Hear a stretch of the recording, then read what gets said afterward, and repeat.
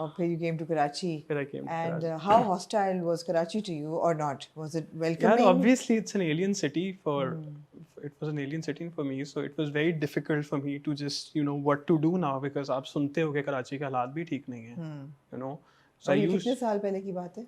this is 3.5 years, three हालात years, थोड़े बेहतर ही हो गए थे वैसे उस 3 वक्त years. तो, फिर लेकिन भी सुनने में तो कराची यही के आता फिर है ना, भी एक हाँ, लाहौर के बंदे को बद यही से पता है कि बदनाम वो बुरा। कराची में तो ये तो बिल्कुल वो एयरपोर्ट से घर तक तो हाँ, लुट ही एयरपोर्ट से, जाओगे, मतलब हाँ। एक दफा तो लुटोगे। हाँ तो वो बड़ा, खैर फिर आई एम लाइक अच्छा यहाँ पे बैठ के अच्छा अब क्या करना है, तो लोगों से जिनको थोड़ा बहुत जानता होता था उनसे पूछा प्रोडक्शन हाउस जाओ जी।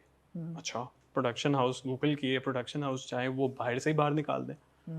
मैंने कहा यार मतलब कोई प्रोसेस ही नहीं है कि मतलब कैसे किस तरह घुसना है इंडस्ट्री के अंदर।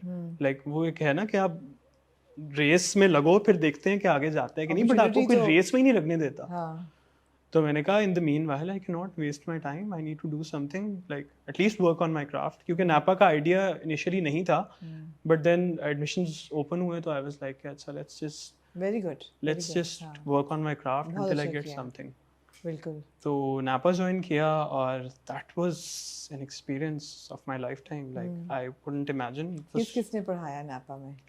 नापा में ज़िया मोहिउद्दीन, सुनील शंकर, अकबर साहब और कौन कौन था, साथ आई डोंट नो, मुझे उनका नाम मुझे याद नहीं आ रहा, बट मतलब वेटरन्स जो वेटरन्स लेजेंड्स जो भी थे, मतलब Zia sahab used to take care of diction, right, और फिर एक्टिंग कोचेस होते थे। अच्छा तो जरा रुक जाओ ना, जो पंजाबी एक्सेंट लेके आए ओए, तो ज़िया साहब ने क्या कहा डिक्शन को लेके? यार वो अच्छा वो क्या करते थे, वो आपको एक मोनोलॉग देते थे, हाँ ठीक है, वो आपने याद करके आना है। द मोनोलॉग इज लाइक ठेठ उर्दू, ठीक है, हाँ। वो आपने मोनोलॉग तैयार करना है, मतलब अगले दिन आके आना है और आपने उनके सामने आके पढ़ना है। अब Ziyad sahab had that aura, you know when you go in front of him you intimidate हो जाते हैं, because he like when he comes to the class, although उनका कोई फिजिकल स्ट्रक्चर इतना ज़्यादा नहीं है, बट पता चलता है कि यार व्हेन ही टॉक्स वो आपके सारा कॉन्फिडेंस बाहर निकाल देते हैं। तो वो आके जब पढ़ते थे और फिर जब जरा सी भी गलती होती थी, and he used to have a very good sense of humour, so you know पढ़ते थे, जरा सी भी गलती होती थी एंड वो आपकी क्लास में आपके सामने ऐसी लगाते थे, and very in a very humorous kind of a way, बेइज्जती भी कर रहे हैं बट गुस्सा नहीं कर रहे। तो वो जब होती थी ना और क्लास आपको देख रही है और सारे हंस रहे हैं, क्लास में सब हंस रहे हैं, किसी को कोई नहीं रोक रहे, कुछ भी नहीं है, तो वो बड़ी बेइज्जती महसूस होती थी। फिर आई वाज लाइक यार मेहनत करनी पड़ेगी क्योंकि ये नहीं मैं सह सकता यहाँ पे।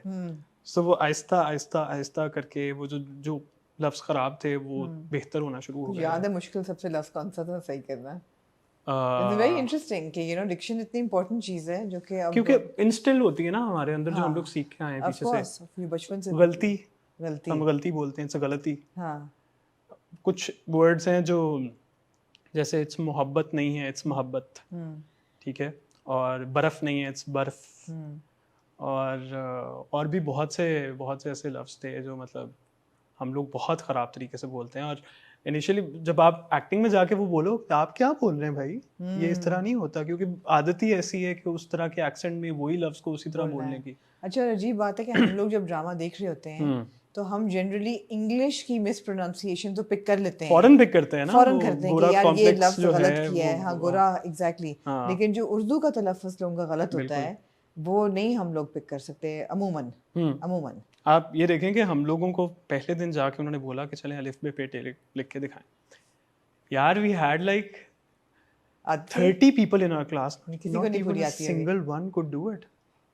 शाबाश। तो it was so bad, but Aahista Aahista करके मतलब आई थिंक मेरे साथ शायद सिर्फ एक बार हुआ होगा कि मैंने वो मोनोलॉग कंप्लीट किया उनके सामने, बट मेरा तलफ़्फ़ुज़ जो है वो बेहतर हो गया था काफ़ी, बिकॉज उनके सामने जाके I don't know, I just blanked out all the time. मुझे एक तो स्टेज फ्राइट, ऊपर से ज़िया मोहिउद्दीन साहब आपके सामने बैठे हैं। हाँ, मगर अगर बंदा निकल जाए उसमें से, हाँ, वो पुल अगर पार कर ले तो फिर तो वो वही ना, फिर उनके सामने जब आप परफॉर्म करते हो तो आई एम लाइक कि यार मतलब बाकी दुनिया का क्या, I am performing in front of Zia Muhiuddin, तो I can do anything anywhere. तो वहां से I got a lot of confidence कि अच्छा यार I can do stuff.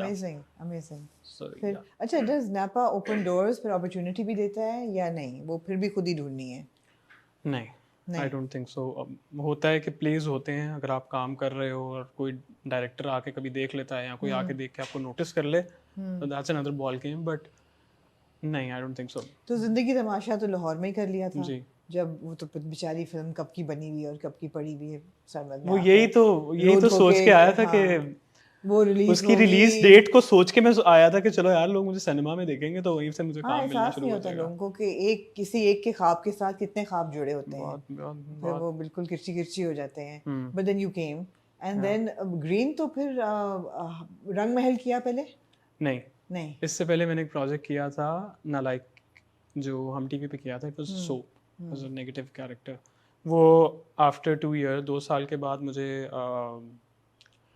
Coincidentally मैं हम के ऑफिस गया था, जस्ट मिलने, बिकॉज मैं बहुत चक्कर मारता होता था, कोई देखता नहीं था। तो डायरेक्टर ने मुझे देख लिया कि अच्छा यार ये लड़का लग रहा है कि ये रोल प्ले कर सकता है, तो उसने मुझे बुलाया। हाँ, क्या किस लिए आया? मैंने कहा इसलिए आया हूँ। तो आई गॉट दैट रोल उससे। आपने मुझसे पूछा था कि being a good looking face कितना मुश्किल है ट्रांजिशन करना। सो 2 साल मैं आपको बताऊं कि मुझे लगता था कि I am checking all the boxes.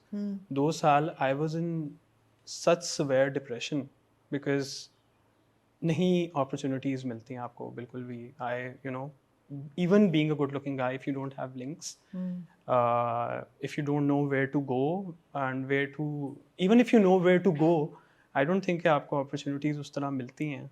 क्या होना चाहिए? एजेंसीज होनी चाहिए जो रिक्रूट करें, कोई देखे ना, अभी अनाउंस होने चाहिए, अभी कोई नया बंदा आता है, वो मुझसे अगर आपसे पूछता है कि यार एक्टिंग कैसे करनी है, क्या प्रोसेस है यहाँ पे, तो देयर इज नो प्रोसेस, क्योंकि यहाँ पे ऑडिशंस तो कंडक्ट होते नहीं हैं। मतलब आप किसी भी प्रोडक्शन हाउस में जाओ, no one is conducting auditions, you just have, आपको जस्ट कहा जाता है कि प्रोडक्शन हाउस में चले जाओ, फिर देख लेना कि क्या होगा।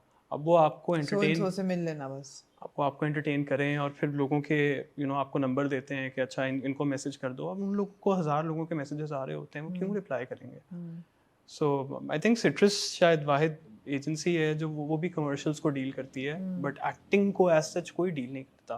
तो it's purely based on luck कि आपको कब कौन उठाता है और कैसे। And specially I think for men it's very difficult for some reason, because शायद वो अबंडेंस में है, हर लड़के को एक्टर बनना है या मॉडल बनना है, तो it's really hard. And full credit to Hira, she's been there for me, and I used to cry every night, and I used to tell her कि Hira काम नहीं है, drama नहीं है यार, what am I here for? Where did you meet Hira? So Hira मेरी building में shift हुई थी। I used to live with an actor called Fawad Jalal, and वो मेरी बिल्डिंग में शिफ्ट हुई थी। एंड वहाँ पे मेरी एक दोस्त रहती होती थी, Hina Chaudhary. Of course, Hina. तो हिनास को मैं लाहौर में मिला था काफ़ी देर पहले, and we were really good friends तब से। और वहाँ से उसके थ्रू वी मेट वहाँ पे। एंड इनिशियली तो बहुत बुरी लगी थी, बट बाद में नहीं थी, लेकिन अब चलो कह दिया तो पहले भी इंटरव्यू बाद में ना कहना कि काट दें। ऑलरेडी लड़ाई हुई है।